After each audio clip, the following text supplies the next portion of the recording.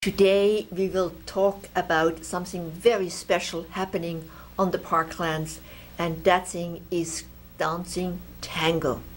My name is Renata von Tscharner.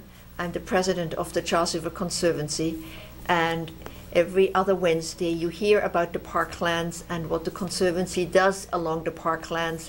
You might have seen our volunteers, you might have seen the illuminated bridges, which also involves the dancing on the Weeks Bridge. You might have heard about the skate park or our plans to bring swimming back. So the Conservancy does all kinds of projects to make the Parklands more active, more attractive and accessible to all. And what better way to make people fall in love with the Parklands is there than to dance. So I want to welcome you, Vicky. Vicky Magaletta is the president of the Tango Society of Boston. Welcome to the show. Thank you very much. Thank you. And I'd like you, Vicky, to tell us of how the tango on the Weeks Bridge started, and that because it has become quite a tradition. It sure has. The Tango Society of Boston started 12 years ago, but dancing on the bridge started 13 years ago by one of our members who went to Paris and saw dancing on the bridge over the river and brought the idea back to Boston. And the society hadn't been officially started then, but so she started the dancing over the bridge, and that's how we took it over when she moved back to Paris. So it became our thing, and it's one of the activities that we are mostly well known for, dancing over the bridge on full moon. On the nights of full moon. All right. Well, let's look at a map to see where that happens. On this stretch of the river, which is kind of goes from the Longfellow Bridge up to the Watertown Dam, it's pretty much in the middle. It's the little white line that goes from left to right. I think it's the only bridge that kind of goes left to right. It's the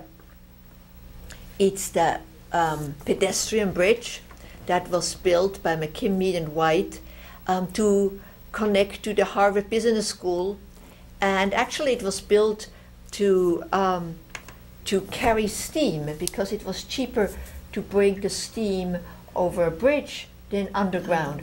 And the bridge still contains steam, so when you're dancing on that bridge, you're dancing on top of steam.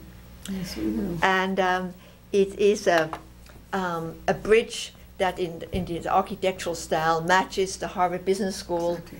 And it is quite a magical experience. We see it here illuminated. That was done in December 2001 when the Conservancy first illuminated the bridges in a kind of a theatrical fashion. The bridge is now illuminated both underneath the belt, we call it the bellies, as well as the side. But let's go back to the Tango Society. So it started 12 years ago. In a way, the dancing on the river started the Tango Society. Exactly, started. That's how the idea came about from two dancers, Sharrock Marchand and Ann Athling, and they co-founded the society and then asked us to be part of it. And a group of us became, members and on the board of directors of the society. And from then on, we have been doing lots and lots of activities. And actually, the Tango Society of Boston was one of the very first of its kind in the country. A society run by volunteers doing these kinds of activities. And we have been bringing to Boston the best of Argentine tango, masters who have performed on Broadway, who are on shows, who are on movies. We have hosted Robert Duvall with his Assassination Tango movie. We have hosted Sally Porter with the Tango movie. We have done many, many things. We are very involved in the community, organizing different events in the community, fundraising events and things. So let's go back to the Weeks Bridge. Give us a sense of what happens at those dates. It's about once a month. It's every month from May to October on the full moon days. We try to make it fall on the weekekend, but not always. But The moon doesn't always cooperate. The full moon doesn't always cooperate, but usually it's 1 or 2 days from on the weekend. And it starts about 7:30, 7:45, or when the sun starts coming down with a lesson, a free lesson. Everything is free. And we have a lesson, and people walk by, and if they want to take the lesson, they're welcome to come. Lots of people do. And we do a lesson, and then in the evening, we play music. And a lot of dancers come, and a lot of people who just happen to be walking on the bridge or who hear the music from the other side of the bridge, they all come and join. And you don't have to dance tango, so when you come and you don't dance tango, ask one of us and we'll just guide you through it. Because the tango, there's a certain mystique about the tango, and if you're not from a country like you, from Argentina, where it's a tradition, it probably takes a little bit of getting used to. Describe to me of how a tango would be different from other dances, other forms of... Well, the tango is it's not difficult. Some people seem to think that it's very difficult. It's very structured because you have to really have a passion and learn. The tango is, when one dances the tango, two people become one. You have to have passion, you have to feel the music, you have to feel your partner, you have to dance heart to heart. And which is different than other musics, other type of dances that you just do a step or the leader takes you from one step to the other. The tango, you have to feel it in your blood. It has to come from here, from your heart, to have an unbelievable 3-minute dance. So that's how normally, how long a dance lasts?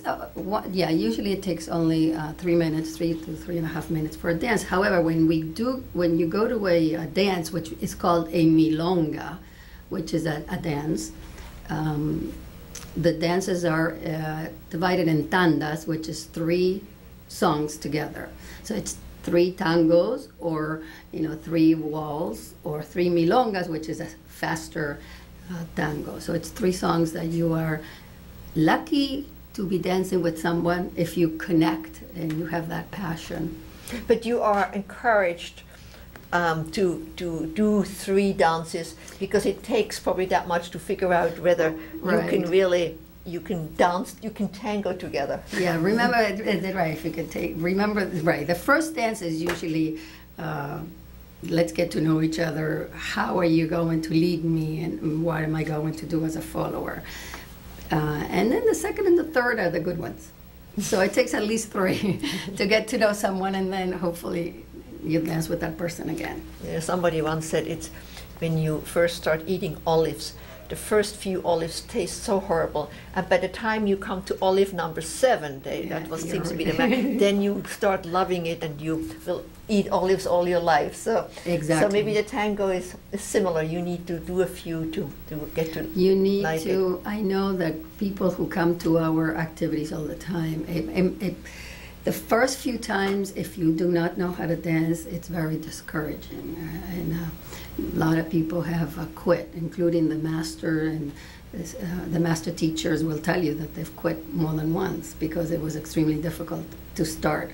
But once you reach that moment in which finally you get the steps, it's an unbelievable experience.